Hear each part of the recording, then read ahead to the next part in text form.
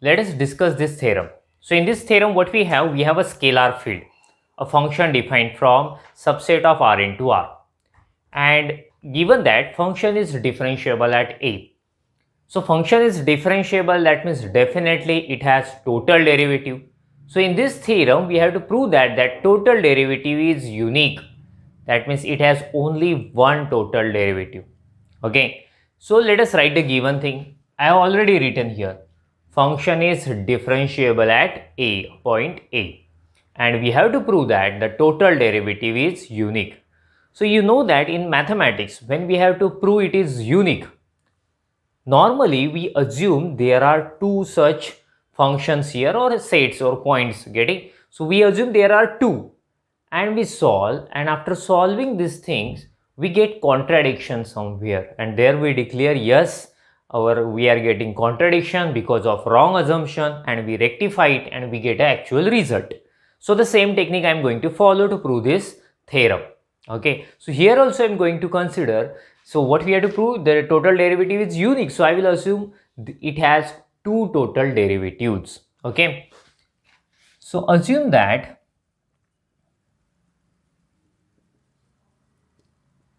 f has two total derivatives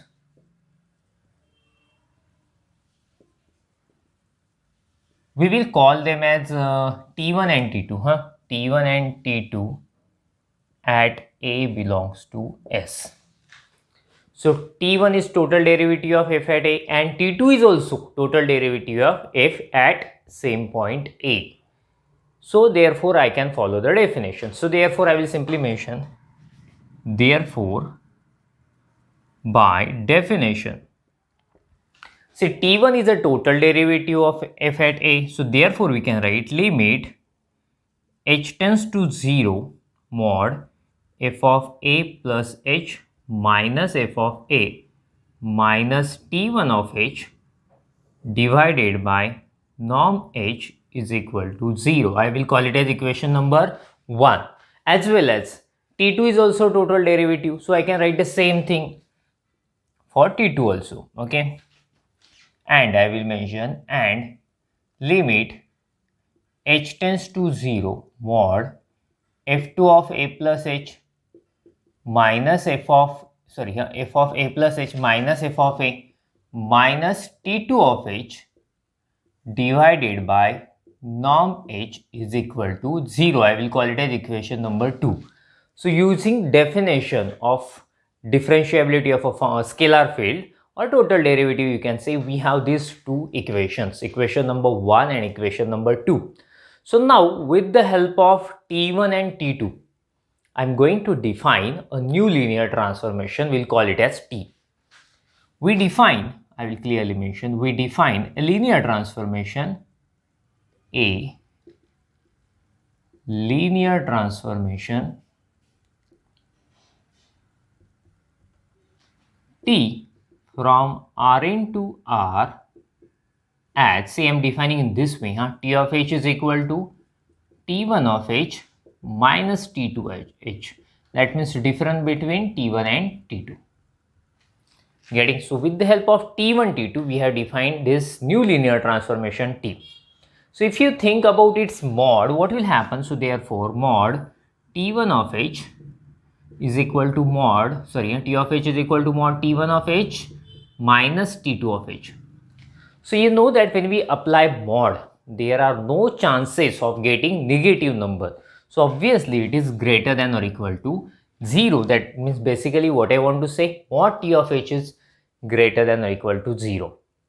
If I divide both sides by norm h, then also we will have, so therefore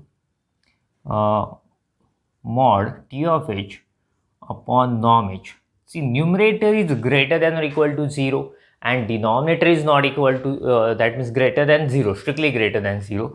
So we will have, this is greater than or equal to 0 for all h belongs to Rn. Okay.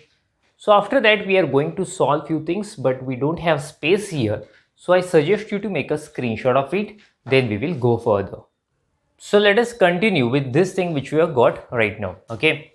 So what we have 0 less than or equal to mod T of h upon norm h. So this is equal to mod T of h means what? T means T1 minus T2. So let us use that thing here. So mod T1 of h minus T2 of h divided by norm h, which is equal to, see, I'm going to adjust few terms. See what will happen if I adjust T1 of h. Just a minute, let me write properly. F of a plus h minus f of a minus T2 of h minus f of a plus h plus f of a plus T1 of h divided by norm h. Have you understood what you have done? Minus f of a plus h plus f of a plus h will get cancelled to each other.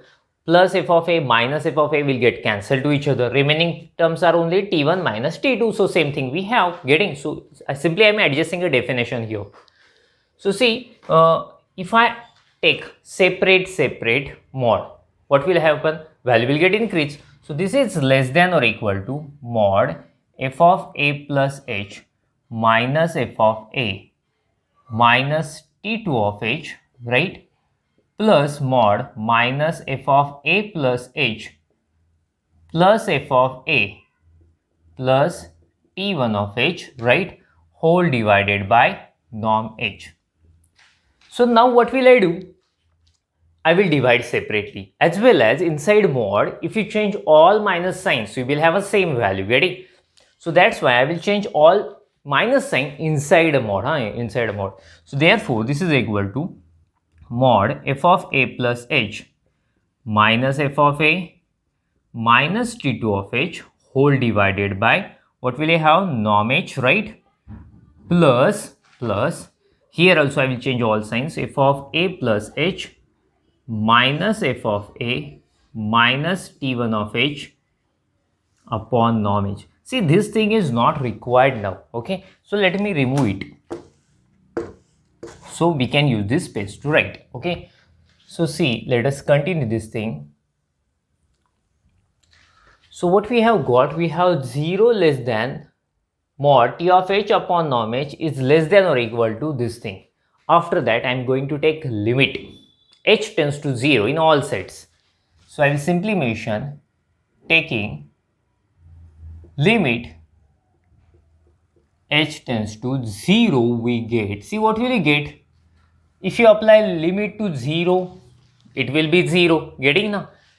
You can apply limit here, limit h tends to 0 mod T of h divided by norm h less than or equal to what we have got? We have got this one. So here if you apply limit, addition is there. So you can take separate limit. So what will happen? Limit h tends to 0 mod f of a plus h minus f of a minus T2 of h, right, divided by norm h plus addition. So we are applying separate limit h tends to 0 mod f of a plus h minus f of a minus T1 of h divided by norm h. Okay, you remember that equation 1 and 2, using definition we had got those two equations. So those equations says value of this limit is 0 and value of this limit is also 0, since T1 and T2 are total derivatives of a function.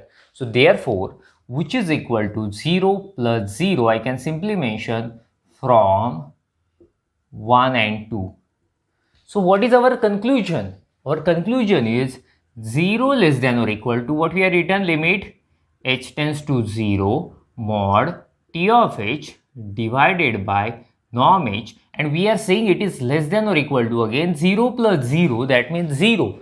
That means this one is sandwich between 0 and 0. So obviously the value of middle term is also 0. So therefore, what we write? Therefore, limit h tends to 0 mod T of h upon norm h is equal to zero equation star. Okay, it's very important thing. Okay, I will not have a space to write, so I will remove it. Okay, but don't forget this equation star, we are going to use it later. Okay, so you can make a screenshot of it, and after that we will go further. So let us continue. We have reached up to this equation star, which is very important for us. Okay, so after that what will I do? I will come back to our target. What is our target? We have to prove here we have to prove that our target is to prove that T1 and T2, both of them are same on Rn. We have to prove both of them are same. Since we have to prove that total derivative is unique, only one, and we have started with considering there are two total derivatives. So finally we supposed to prove T1 and T2, both of them are same. But when we wish to prove such things, we always start the proof with let it possible these two are different. Okay, so I will start with, so let it possible T1 is not equal to T2 on Rn. See, these two operators are not same. That means for at least one point, they are giving different values. Getting? So, therefore, I can write, therefore, T1 of P is not equal to T2 of P for some, P belongs to Rn. Okay, so see, these two are not same. That means at least one point. For many point also it can be possible, but for at least one point they are giving different values. Okay, so then what will happen? Then mod T of P. Okay, mod T of P will be mod T1 of P minus T2 of P. You know the definition of T is T1 minus T2, and both of them are different. That means they are 100% giving positive value. Mod cannot be negative, mod can be either 0 or positive, but 0 is not possible since these two are not same. So that's why 100% it is giving positive value. So therefore mod T of P is greater than 0. I will mention here. We can call it as inequality number 3. Okay, so let us consider let h is equal to, I am considering one point Tp. Okay, for norm h less than delta.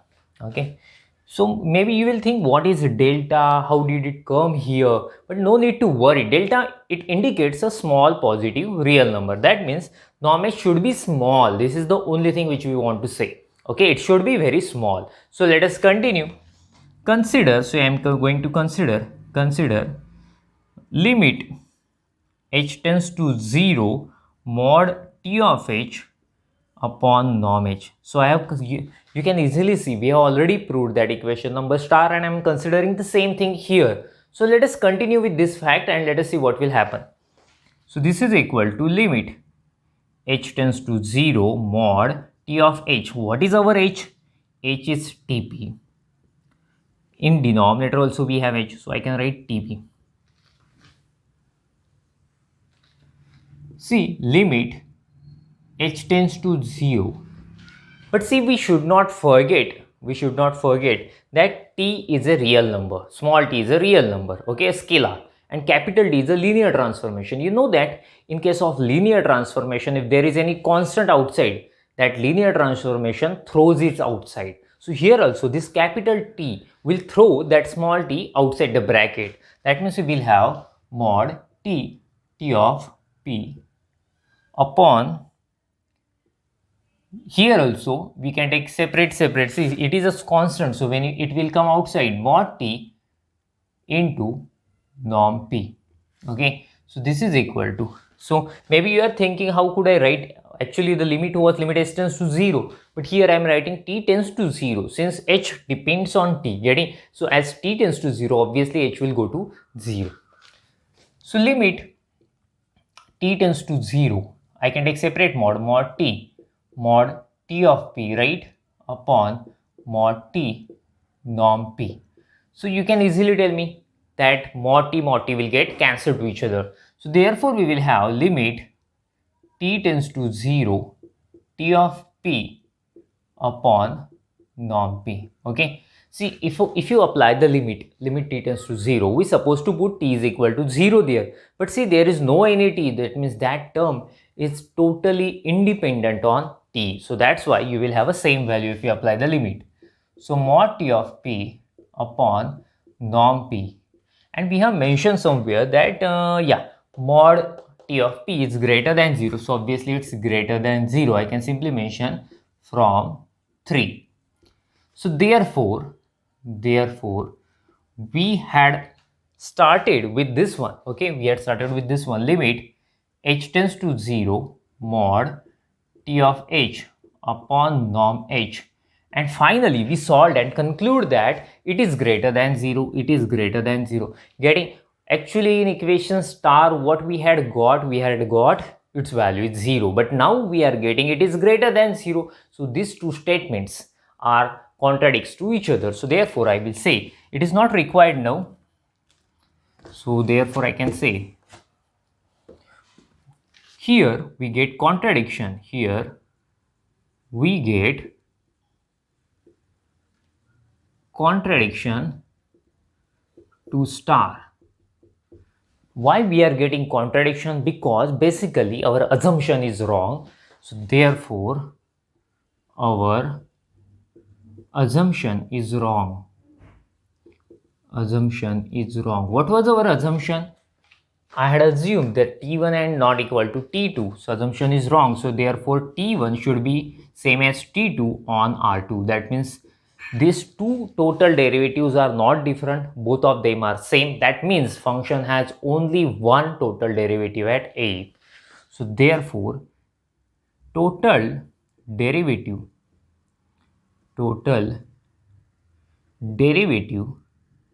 of f at A is unique.